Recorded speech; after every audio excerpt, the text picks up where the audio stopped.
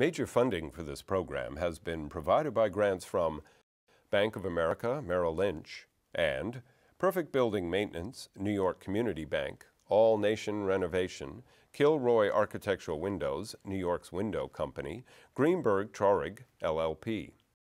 Additional funding has been provided by grants from AVR Realty Company, LLC, Briarwood Organization, Capital One Bank, C.B. Richard Ellis, Cushman and Wakefield, Dime Savings Bank of Williamsburg, Eastern Consolidated, Hal Fettner, Durst Fettner Residential, Stephen Napolitano, First American Title Insurance Company, Friedman, LLP, Gemini Real Estate Advisors, LLC, GENOVA, Burns and GIANTOMASI, GRUBB and ELLIS, Investors Savings Bank, Jack Joffa and Associates Real Estate Consultants, James D. KUHN Real Estate Institute at Syracuse University, Madison Realty Capital, Markham, LLP, Marcus and Millichap Real Estate Investment Services, Margolin Weiner and Evans, LLP, MASSEY KNAKAL Realty Services, M&T Bank, Meridian Capital Group, the Moynihan Group, Newmark Knight Frank, Orphanides and Associates, Siami Development, Inc.,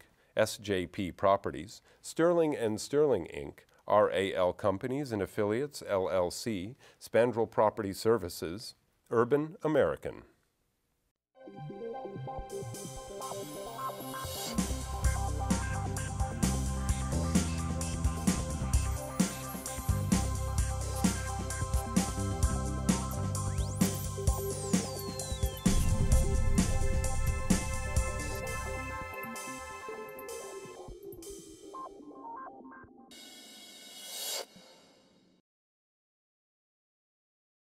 So here we are in the fall of 2010. We have this big pent-up demand. People still want to own, invest, buy debt in New York and around the country, and even in Brazil, as one of my guests over here. And, you know, I don't know. I don't have my crystal apple over there, but I'm trying to understand what private equity funds and investors really like to do this time. So I've brought together these great group of individuals. They include Jeffrey Kaplan, who is the managing partner of Meadow Partners, John Estridge, the founding partner at RCG Longview, Rob Varadian, senior managing director at GTIS Partners, and last but never least, the CEO and founder of Phoenix Realty Group, J. Michael Freed. So since you were never last but not least, what do you see? You know, you've been in the business a long time. What do you see out there? What are you investing? What do you want to do? The strategy that we are undertaking in both our LA-based fund and our Metropolitan New York-based fund is an acquisition of multifamily properties, some with great value add that needs to be added to it that we'll do, and some is just a buy and hold. The leverage is excellent in the multifamily area with Fannie and Freddie debt coming in at close to 200 basis points below the cap rate at which you're buying the properties. And on a yield adjusted basis, it's performing very nicely. Now, John, you've owned, I mean, through RCG Longview and all the other entities, lots of multifamily. Not necessarily intentionally, but we do own a substantial portfolio of multifamilies in our debt fund that we originated several years ago. Wait, you own from your debt fund? That means you've taken them back. We've taken them back from people who may have not been running the operations. Who lost them to us, which is something that has happened historically in our industry. And I will tell you that we've been pleasantly surprised that we've been able to manage them to a higher level. We've sold several of them at a much higher price than we would have thought a year ago, based on what my colleague just said. The finance market for multifamily is terrific. There's a hunger for yield. There are many investors from all sorts of places and want to get into that market. In our equity fund, which we are now managing because we passed our investment period, we do have some assets for sale, and we were getting prices that are probably 25 to 30% higher than we would have expected a year ago for the same reasons, whether they're commercial or residential. So we're pleasantly surprised. Jeff? I would summarize it all in one word, which is distress. We're looking at borrower recapitalization, so opportunities. So for my audience who Yes. doesn't, do not understand this, what is it? What is distressed debt? Everybody wants to buy distressed debt, and Right. I hate to say, distressed debt is like the internet bubble of a number of years ago, because one of my friends who's a caterer calls me up one day and he says, my attorney says maybe I should buy some distressed debt. He says, I don't know what distressed debt is. And when, it's like people were talking about being day traders a number of years ago and everything else. So what is distressed debt, and what goes into owning distressed debt? Well, first of all, tell him not to, please, on behalf of all of us. Many of us started this business back in the day of the S&L crisis and the Resolution Trust Corporation, right, which was the government entity taking over all the failed banks, S&Ls, and selling out assets. And basically, it's that all over again. What we're seeing today is not too dissimilar from the early 90s.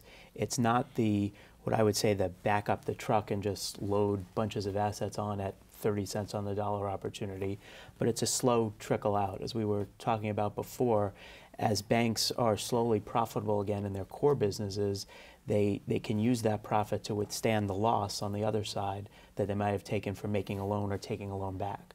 So what we're looking at today is really two things. It's actually directly buying debt on what we would call a loan-to-own basis, meaning that the intention is to foreclose and own the asset, and by and large, most of what we're doing is the second strategy, backing borrowers that have the opportunity to buy their loans back at a discount from the very bank that made them the loan. And often these borrowers don't have the capital or don't want to use their capital to get that discount. And you, Rob? Well, we have right now two distinct strategies. We're investing in real estate in Brazil, and we're also investing in U.S. residential. Different strategies. Brazil is basically a development story. It's basically Brazil's a net exporter, positive growth like China.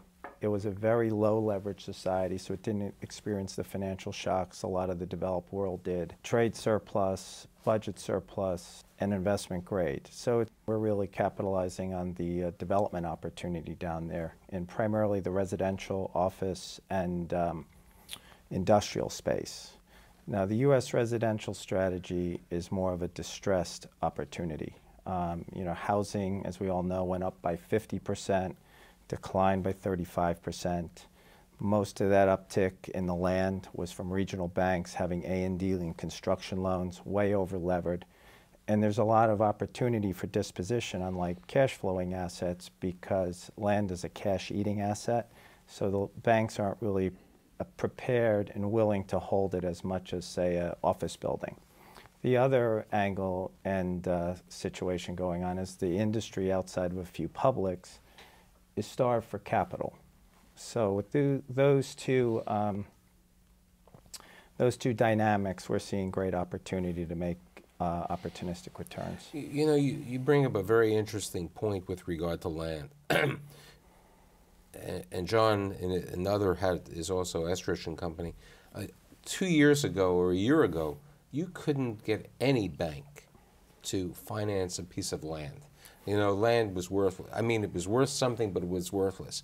Today, certain people who have a lot of money really have said, maybe I'll just buy that land, I'll hold it because I can't own that asset at this price, or one day there's going to be development. Have you looked at buying land? I think it's an interesting opportunity to do some land banking today.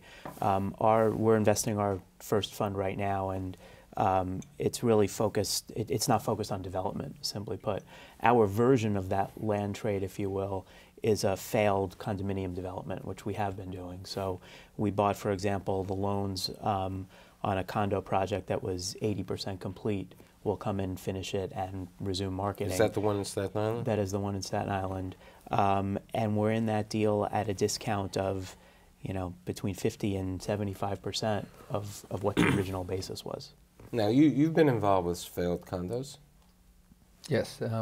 We bought more than half of the units in a completed property in Palisades Park on a buy at a huge discount to the sale price, operate as a rental property, and when the condo market comes back, roll it in.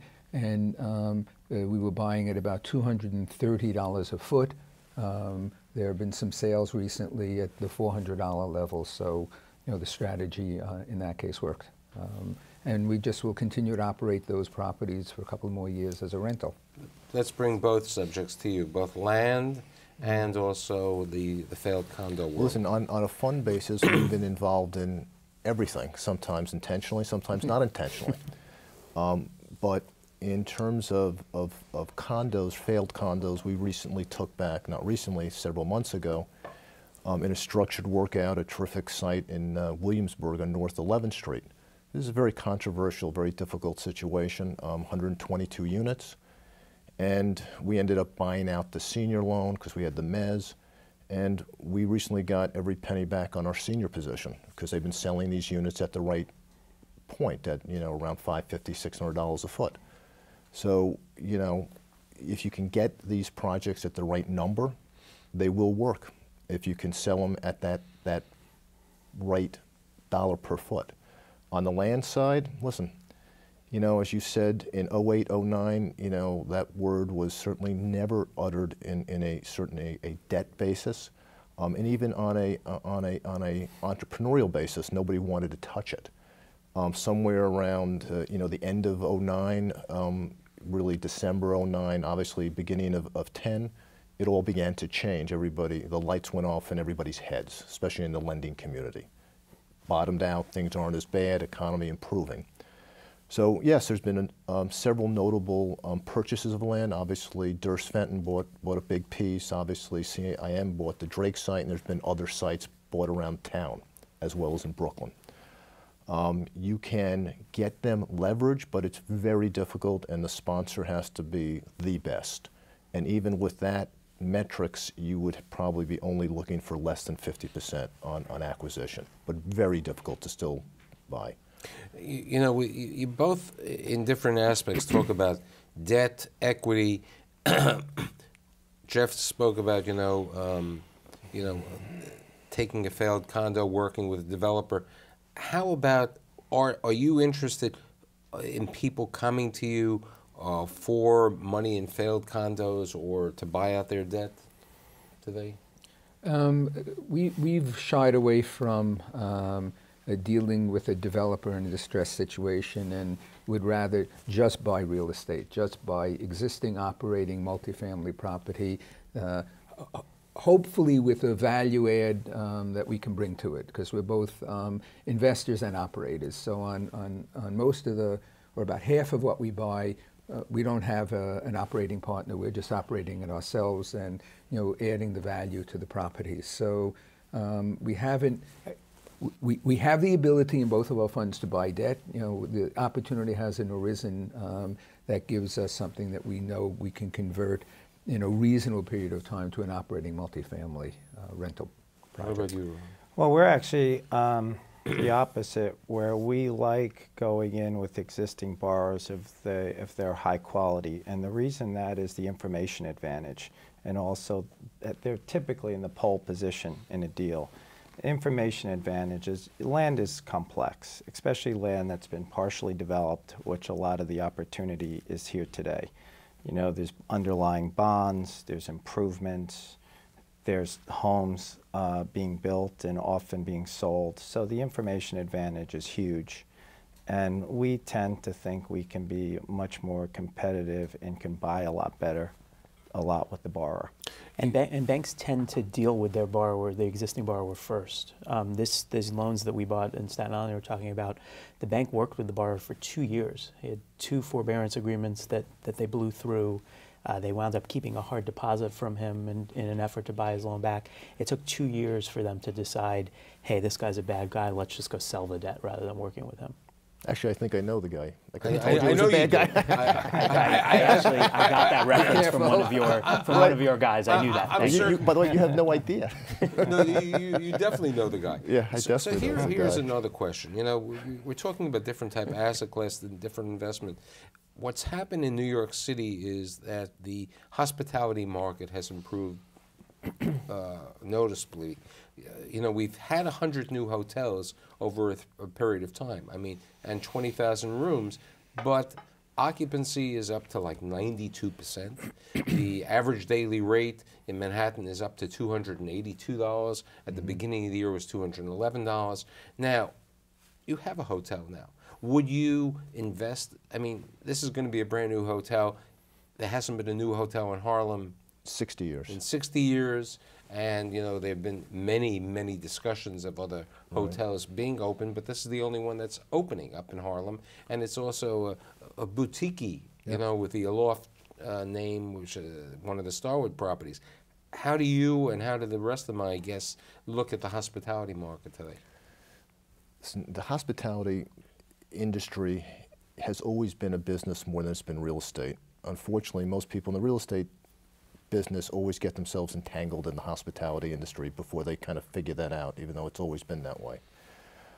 We have expertise in our company that is very much dedicated to hotels that know that product. You know, we feel very confident that our hotel in Harlem will be successful. To get involved in more hotels, once again, RCG will always look at something depending on what the basis is. If it's a low enough basis, we believe that almost anything could work. Now, we're not so sanguine on land, obviously, because you never know with land. But if anybody brought me a hotel at a per key number that I thought was safe, sure, we would do it. Jeff, in your former life, you owned a lot of hotels. We did a lot of hotels. I tend to agree with John that you know, if we're looking at an office building, you had a 5-year lease, you would think that was short. Yet on the hotel side, your tenant leaves every morning. And so it's very much an operating business that, for whatever reason, is considered real estate. Having said that, we haven't done any hotels yet. I've looked at a few and would absolutely look at them and do them. I think my concern, my wariness would be with some of the outer locations, particularly in some of the outer boroughs. There was an article in the paper today about hotels in Brooklyn, and I was shocked at how many new hotels, small individually, but I think, you know, the number of rooms adds up significantly. In areas that you would never expect. Right. Right. You know, the situation with the hotels, Long Island City they built a lot of hotels because people were going there because of the price differential from staying into Manhattan. Then when the price differential changed, people said, why do I have to go to Long Island City to go over there? You know, Harlem is a different case because it's a community and people want to be in Harlem. It has a vibe and something like that. I mean, some of these locations in downtown, in the article that said, and I've written articles about it, I wouldn't want to be in certain parts of Brooklyn. Or, you know, they talked about when the Yankee Stadium, what happens when the stadium's not being used? It's not going to be for the bar mitzvahs that are going to be at the stadium.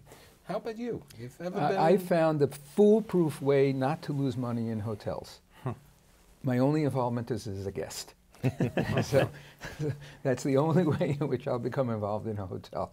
You, over your different years and different careers? You know, we have, we've invested in hotels. We own hotels. We're not investing them currently. I don't think it's really a judgment on the opportunity, but more that we're focused in other areas right now. You know, so we've spoken about the hospitality asset class. We've spoken about the multifamily.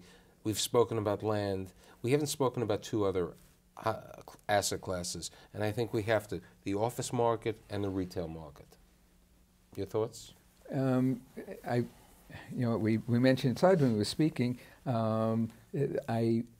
I am not involved in either the office or the retail. Our funds are purely multifamily. But anecdotally, we spoke before about 3 years ago, there were a huge number of vacancies on Madison Avenue between 60th and 86th Street. And I was surprised each day going home from work, seeing the number of stores that were closing and not being relet in a very short period of time, as has been the history over the 20 years before that. And now I'm seeing just the opposite. I'm seeing store after store being ensconced in a new advertising front while they're doing work on fitting out new storefronts. We know that Ralph Lauren just opened up a huge flagship on 72nd But Street. you know what? Flagship advertising in a variety of reasons. You know, that's a flagship. It's a different situation. Well, that's what Madison Avenue is. Right, but Madison Avenue is. But you know, we were talking prior about Harlem. Now, West Harlem, where you don't think you were really in West Harlem retail has done well, while East Harlem retail down 125th Street, going past Fifth Avenue, has not done well. I mean, East River Plaza is a different anomaly because of the, you know, the parking and other situations over there. But I think that's the same all over, meaning in Manhattan, you can go Madison Avenue, the best corridor on Fifth Avenue, you can go to Soho, and it's leasing, and in some cases, the leases are at all-time highs. On the Madison Avenue corridor, and I certainly remember, you know, the vacancies, a lot of people thought, rightfully, wrongfully, that some of the owners, and there are 2 or 3 owners that own a lot of that stuff, were keeping them vacant because they couldn't get their numbers. Now they're getting their numbers. Then there are secondary and tertiary areas in Manhattan as well as in other boroughs, whether you want to call it 2nd Avenue, 3rd Avenue, York Avenue, which is kind of tough to get good numbers. But for the best areas, you're getting almost all-time high numbers. Now, you've invested in office. How would you look at office today? Well, once again, you know, office we feel comfortable in based on the same metrics we discussed before. If you get in at the right per square foot number, because as you know, the bigger the office building, the bigger the leasing and TI packages. It can kill you if you go in there at a big number. And everything has to be strategic, meaning we bought, and you know, I will give my partner credit, you know, Peter Duncan from George Comfort Company. We feel that we bought the best deal of the decade in Worldwide Plaza in the summer of '09. And you know, we bought it at, as everybody kind of knows, at the low $300 range. Gives us a lot of maneuverability, and we will probably have quite a lot of it leased. So we feel we did a great deal.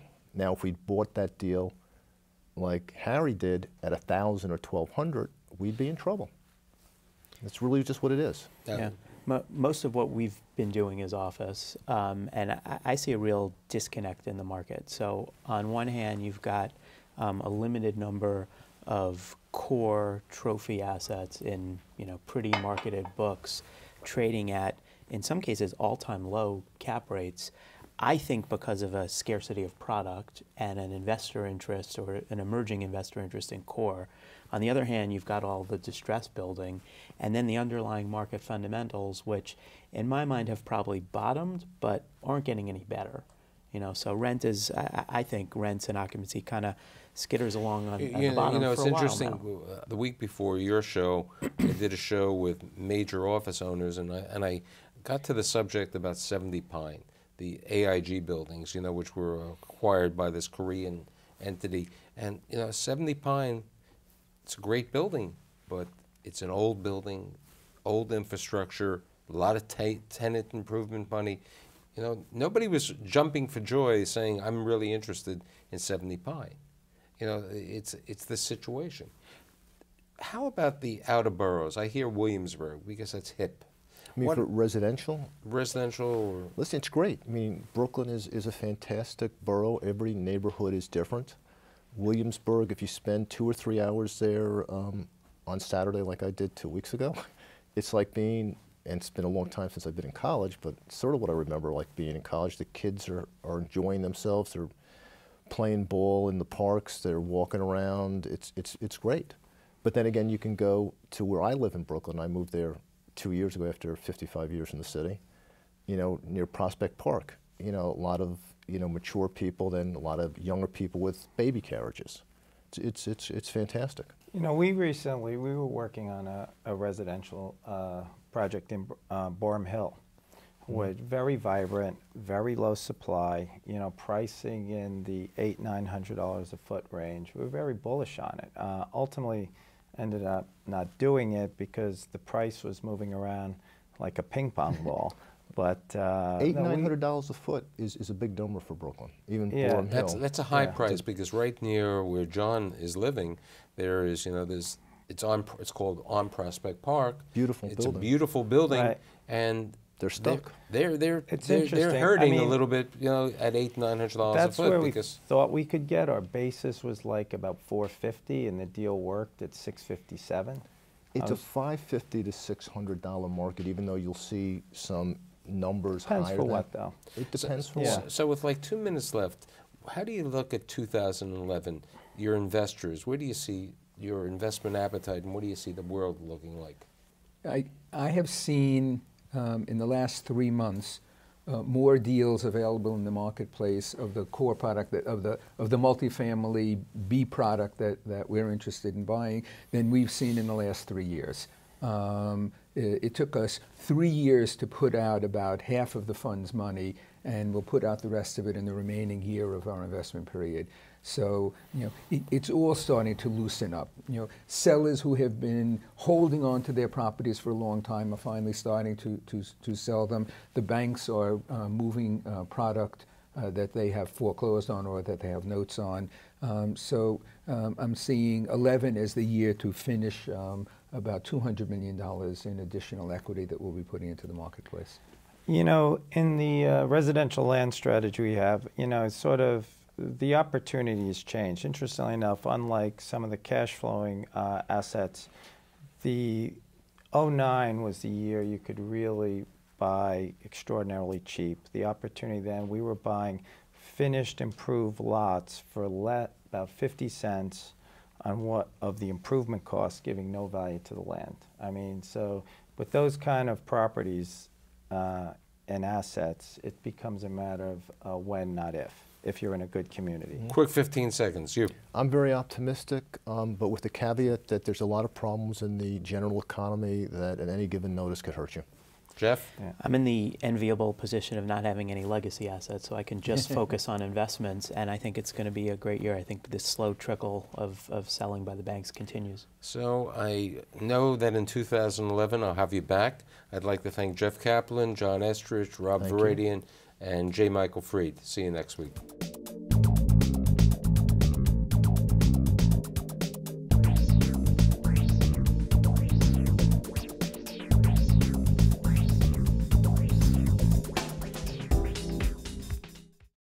Major funding for this program has been provided by grants from Bank of America, Merrill Lynch, and Perfect Building Maintenance, New York Community Bank, All Nation Renovation, KILROY Architectural Windows, New York's Window Company, Greenberg Traurig, LLP.